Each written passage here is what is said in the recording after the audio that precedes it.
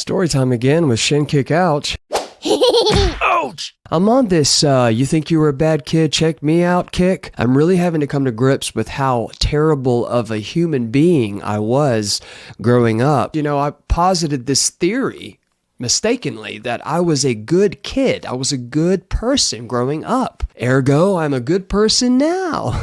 I found out this week that apparently we were at one of my uncle's brush piles, and I don't know what my thought process was at the time, but the alleged events were as follows. I looked over at my cousin, who was about 4 or 5 at the time, and I told him to get one of the burning sticks out of the fire and stick it in his mouth, that it would taste good. Yes.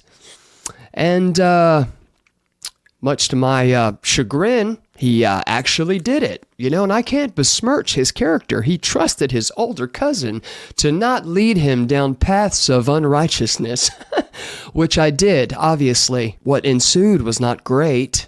A lot of screaming, a lot of crying, a lot of pointing and shouting. Everything else is kind of a blackout, kind of foggy from there. Yeah, I did that to my cousin. I don't really know how I answered for that. When we try and look at things through a therapeutic lens and trauma and its impact on our psyche, I try and, be a little bit more self-aware. I've questioned, I've wondered about sociopathic tendencies, if I'm being honest, but I'm convinced it was just, curious childhood innocence. I just wanted to know the effects of pain on someone, or if burning, blazing sticks of fire in a human mouth and tongue would inflict major pain and burns. Apparently they do. But I'm still sticking to I was just a curious kid. When I asked my uncle, I said, that's not sociopathic, right? That's just curious.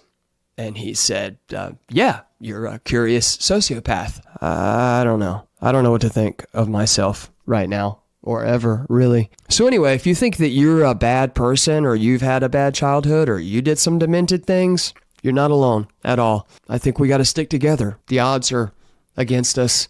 By odds, I mean everybody else who has a moral compass and concern for other human beings, health and well-being. Until the next story time with SHINKICKOUCH. Be well. You were old enough to know better, and he was young enough not to know better, to be talked into doing something. Gotcha. So I took advantage of his innocence. You took advantage of the age difference, of his innocence. So I'm not a sociopath. I was just curious. Oh, a curious sociopath.